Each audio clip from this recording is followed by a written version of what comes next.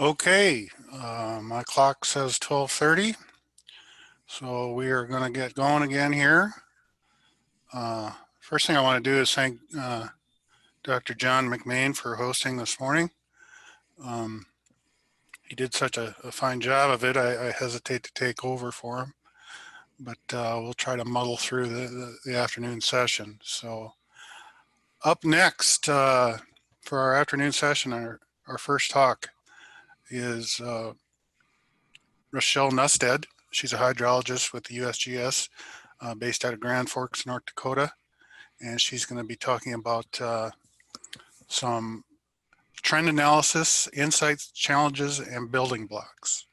And with that, Rochelle, I will let you take away. Okay, just checking to see, can you hear me and see my screen? Yep. Yes, okay. we can. So you might be a little bit confused because the title is a little different than the title that Dave just said, but I'm going to do something a little bit different today. I'm going to use a story map that we developed from some trend analysis work that we previously have done. And if you want to follow along on the story map, you're welcome to, if you Google this title, you will find that in your online there, and you can follow along if you'd like to. So basically, I'm just going to kind of use the story map as a case study of some things to think about with trend analysis work. And when I talk about trend analysis, I'm talking about trends in stream water quality. So this case study is for the Red River of the North Basin. And some of you are probably familiar with the Red River of the North. Some of you may not be. It does have a little piece of it in South Dakota. Majority of the basin, though, is covered in North Dakota, Minnesota, and then Manitoba. But so the situation in the Red River is that there is a border station called the Red River at Emerson, which is a boundary station. And that site is the location where the US and federal governments, or US and Canadian federal governments, have developed water quality objectives for sulfate, chloride, and total dissolved solids. There have also recently been some water quality objectives proposed for total phosphorus and total nitrogen. Those have not been established yet, but they're in the process of being reviewed. So in recent years, the water quality objectives for those salts that I mentioned, sulfate, chloride, total dissolved solids, they started seeing frequent exceedances. So the question kind of came up of, okay, is the water quality condition in the Red River getting worse because we're seeing so many exceedances? Or what's going on here? Are we really seeing a trend of increasing concentration? So USGS got involved with the Water Quality Committee of the International Red River Board and decided to work together to do this trend analysis work. So one piece that Dennis kind of set up nicely for me on the previous presentation is that, yes, in the Red River Basin, we are also part of that climate, that the only thing that is constant in our climate is change. So that is something that we need to address in looking at these trends. You need to take into consideration the stream flow variability when you're looking at your trends in water quality. So getting back to the idea of trend analysis and what question are you asking when you're doing trend analysis? Some might ask the question of trend analysis, is water quality getting better or worse? And we would argue that that's too simplistic because water quality is just affected by so many different things, so many factors that can be confounding. It makes it difficult to pinpoint those drivers of change. For example, in the same or a different basin, the same natural or human-induced change, some change on the landscape, let's say, can cause a different response in the water quality simply because of the underlying hydrology, the physiography, the soils, that kind of thing can have a different impact on that water quality. So a better question of trend analysis is how have, and for this instance, we could say historical water quality conditions change through time and space. So thinking about subbasins.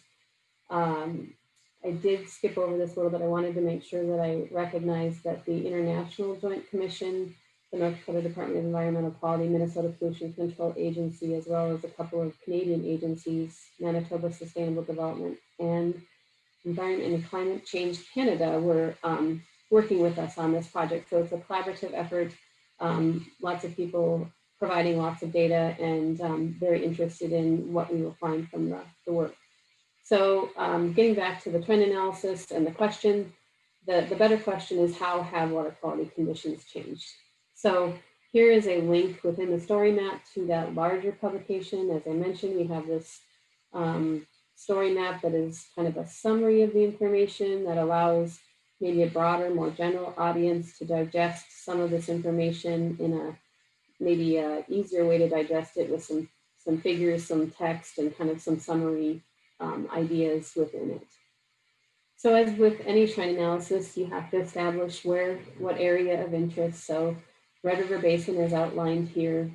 This is Lake Winnipeg at the northern end of the basin. And for those of you that may not be familiar, the basin does, or the river runs south to north. And there's the legend over here that will show you the subbasins as well as what those site symbols mean if you hover over that little circle there with the layers.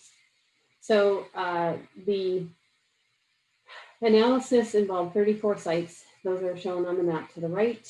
And there were some sites that we were able to look at a historical trend analysis. And then there was lots of constituents, 7 of them that were analyzed. For the story map purposes, we condensed that down to just showing 5 of them. So one of the challenges with trend analysis is the data that you use.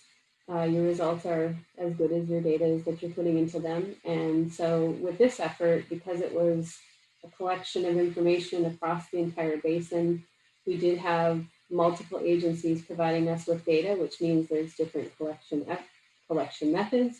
It means there's different lab methods. We did have sites on the main stem of the Red River where there was data from, let's say, Minnesota Pollution Control Agency and the North Dakota Department of Environmental Quality.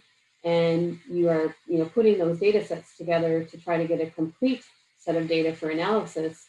The challenge with that is if you're collecting your sample slightly differently, you can have problems. And if you're sending it to 2 different labs, there is the possibility of having some differences due to lab differences. So we did have to address some of those issues. We did find some inconsistencies with some of the lab results on some things, and we had to apply some statistical techniques to make sure that the data we were using was really going to give us trends that are representing true environmental changes as opposed to just some inconsistencies going on with the collection and analytical methods.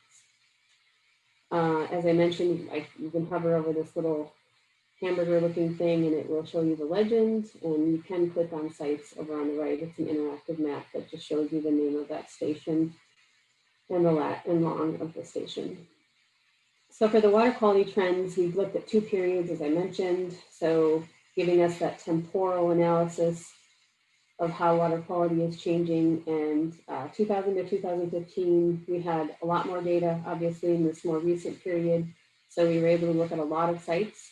We did use a program called RQW Trend.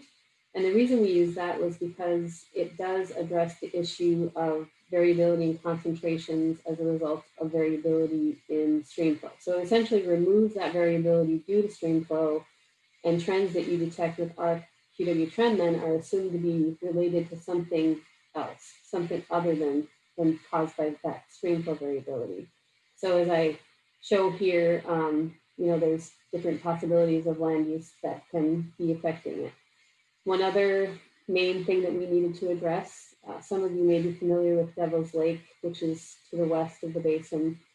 I'm sorry, to the west of the Red River. It's within the basin, but it's a closed lake basin. So with this wetter period that we've been in, it has become something that has just kind of filled up over time. And in 2008, the state of North Dakota started releasing water out of the lake, which makes its way into the Cheyenne and then to the Red, eventually passing by the binational station at the Red River at Emerson.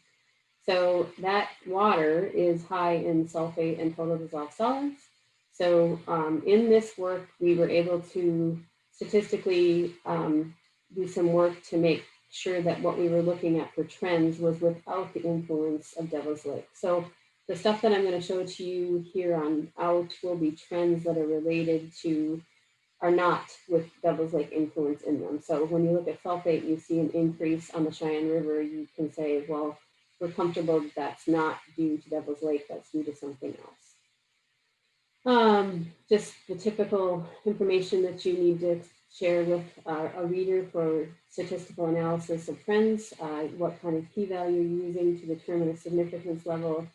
I'm not going to go into detail on that, but this is the sulfate picture. So this is giving you that spatial picture of what's going on with the sulfate in the basin. And I can see that my map is not updated with sulfate. So I'm going to have to do something to fix that. There we go. So on the right-hand side, that'll load up in a second here, the sulfate map. I hope it'll load up. There we go. Shows you the triangles are indicating upward triangle is an increasing concentration, a downward triangle is a decreasing concentration, and the colors signify the significance level. And again, the legend is down there on the left-hand side. So the striking picture with sulfate is that it's all upward arrows except for two. There's two Manitoba sites where the sulfate concentrations are decreasing. And if you look over here, the black dots represent locations where we didn't have enough analysis to do the sulfate trends. And those are all Minnesota sites.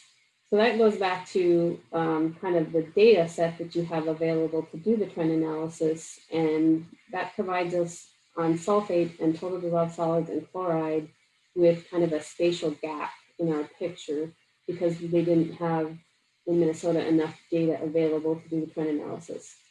Just to clarify, they had data available, it's just that it wasn't a consistently collected data over the period of time we're looking at. So this is the map and it's a nice spatial picture of what's going on with the trends. Like I said, it's a striking picture of increasing concentrations. I'll just click real quick on one of the triangles so that you can see that you can, find out more information about what the station name is, the trend period, what that p-value is, and some of those other pieces of information. So the other plot that helps kind of provide it's a spatial picture as well as a temporal picture, but this is an arrow graph plot. The site numbers are listed 1 to 34, going from 1 to 34 because conveniently the Red River flows from south to north. It's not really convenient actually in the springtime when the ice is breaking up, but for our purposes of plotting here, this was convenient. And the colors represent the colors over on the right-hand side. So it's kind of a nice comparison, being able to look at what's going on with the map and then looking at the arrow plot. And these are actual values of annual flow average geometric mean concentration from the start. So 2000 at the stem of the plot to the end of the arrow is what the concentration was in 2015. So showing you that relationship between sites of concentration. So this is the Bois de Sooner Durand, for instance. The concentration of sulfate is pretty high in that tributary. And then as you go downstream, these are all North Dakota sites because I mentioned Minnesota didn't have enough data. The concentrations are pretty high until you get to 20. That site is Grand Forks. The Red Lake River comes in, and that is a dilution effect where it decreases the concentration. So by the time you get to the Canadian site, the binational site, you have concentrations that are increasing in sulfate, but still for the annual, you're less than that water quality objective of 250 milligrams per liter. And some people have questioned, why are you plotting this water quality objective on the plot when it's only applicable to that site at the border? The idea is just we want to be able to look at what's going on in relationship to that objective and kind of get an idea of where those tributaries fall as far as concentration in relationship to that binational site. So continuing on, chloride, I'm not going to go through all of these. Again, you're welcome to look at this and review it as you'd like to, and you can look at the report in greater detail if you have interest. But chloride was a similar picture, not quite as consistent as sulfate. TDS tended to be more consistent with sulfate, which isn't surprising because sulfate tends to be the one of the largest contributors to the total dissolved solids measure in the Red River Basin. And moving on, total nitrogen, I won't go over this either, but we do have that plotted here as well and in the same types of figures. Total phosphorus, I'll pause a moment for this because this one does really show kind of a nice spatial picture of decreasing concentrations in the southern basin and increasing concentrations up here in the northern basin. So the historical water quality trends, we were able to look, like I mentioned, at those 5 sites that had the longer term data from 1970 to 2015. And here are the sites that we had the data available. Red Lake River at Crookston is a Minnesota site though, so we didn't have the long-term data for like sulfate, total dissolved solids, chloride, but they did have the nutrient data. We presented this in a little different way. So this is definitely showing you the temporal aspect of what's going on with concentrations for sulfate in the for those sites that we were able to look at. And we have the concentration on the y-axis and the year here on the x-axis. And you basically can see that the sulfate concentrations have continued to increase. And it's been since around the 1980s, mid 80s or so that it started going up. And we have been in that wetter pattern. So there is some evidence that is showing that that wetter pattern has caused higher groundwater tables, increasing connectivity in the stream with the groundwater, also increasing connectivity maybe with some of those drainage areas that the wetland that wasn't necessarily connected to the stream before becoming connected.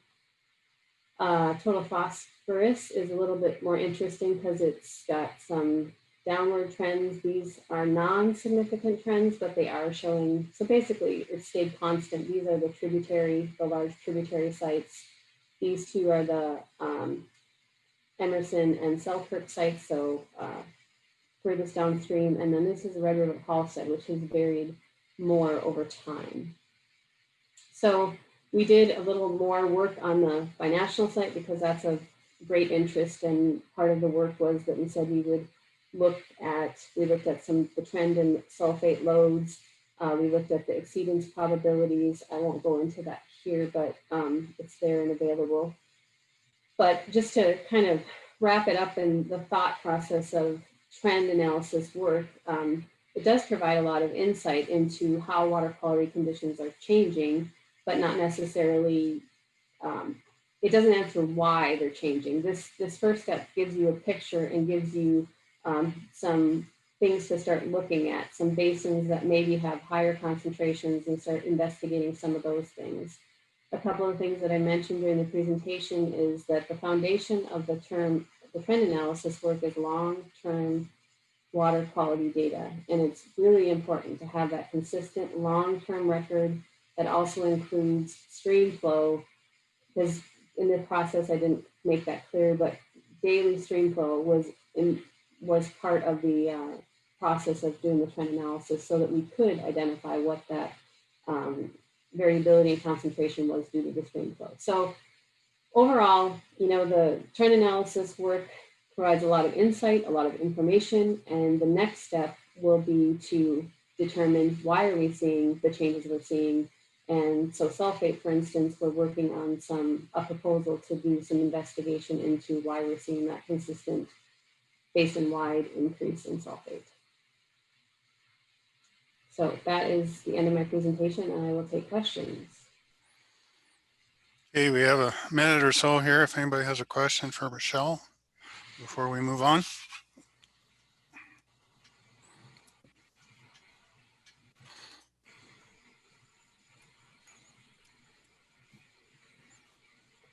Everybody maybe is just worn out from having had lunch, or Yeah. I was just so thorough that there are no questions, right? Okay, seeing none, thank you very much, Michelle. Appreciate it. Okay. Thank you.